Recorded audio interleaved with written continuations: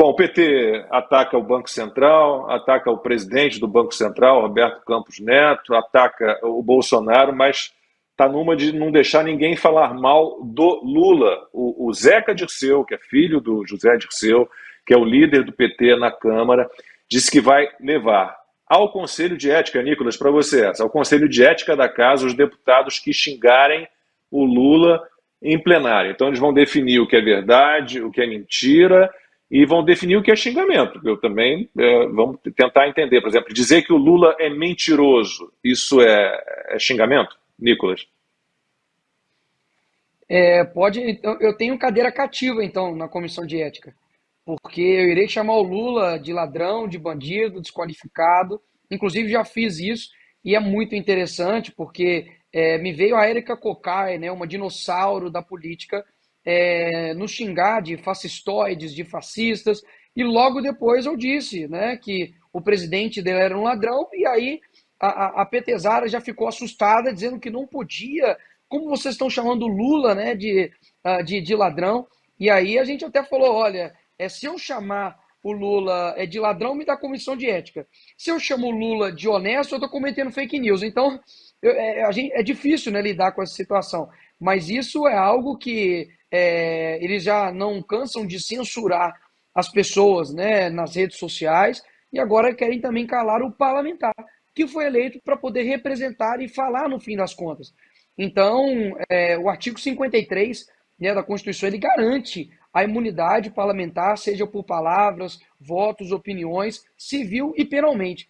Então, eu ainda não tive a oportunidade de dar o meu primeiro discurso, né, extenso, porque ainda não foram formados ainda os blogs para poder ter o tempo de liderança, mas irei falar no meu primeiro discurso tudo aquilo que está entalado na garganta de muitos e espero que a minha imunidade parlamentar seja respeitada. Agora, isso é um perigo muito grande, porque a esquerda ela não se sacia somente calando parlamentares, censurando as pessoas nas redes sociais. Isso vai tomando uma proporção gigantesca e daqui a pouco eles vão querendo modificar até mesmo a própria realidade.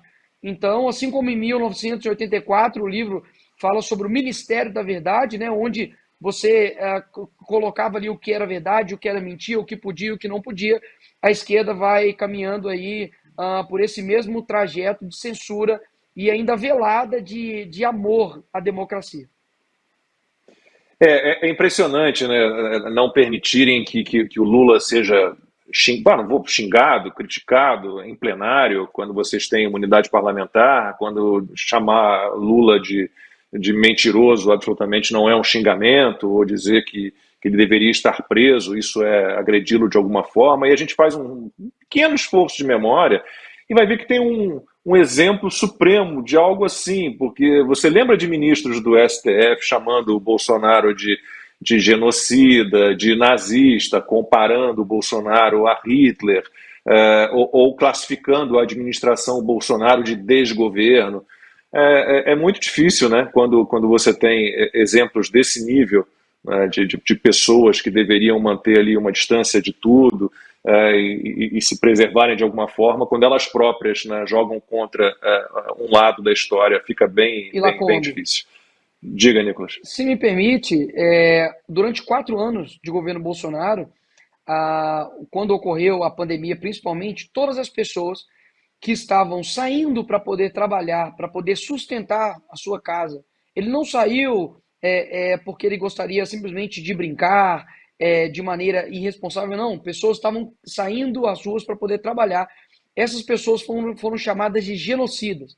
Ou seja, olha o que aconteceu. A esquerda, que apoia a foice e martelo, que matou milhões de pessoas, nos acusavam e nos rotularam de genocidas. E agora você não pode, por exemplo, chamar o Lula de descondenado, que é a realidade. Então a gente tem que tomar bastante cuidado com isso. E quando a gente leva para o Bolsonaro, eu sei que é um caso assim extremo, porque eles jogavam, existiam artistas a cabeça do Bolsonaro e jogava como se fosse bola de futebol.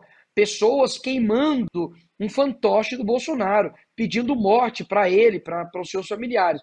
Mas pegando numa proporção menor, eu me coloco nessa mesma situação onde nós tivemos uma mentira que eles fizeram contra mim e veio da esquerda de um deputado, onde eles pegaram um vídeo pornô homossexual, colocaram como se fosse eu, isso no segundo turno das eleições, tá? E não aconteceu absolutamente nada com esse deputado. E por que, que eu falo que foi com esse deputado que começou toda essa mentira? Porque ele estava seguindo esse ator pornô gay. E depois, quando isso tudo aconteceu, ele parou de seguir para poder limpar as suas mãos ali e não ter nenhum tipo de prova contra ele. Então, assim, é impressionante a indignação seletiva que essas pessoas têm. Eles podem nos acusar de tudo e a gente não pode acusar deles de nada, mesmo que seja a própria realidade.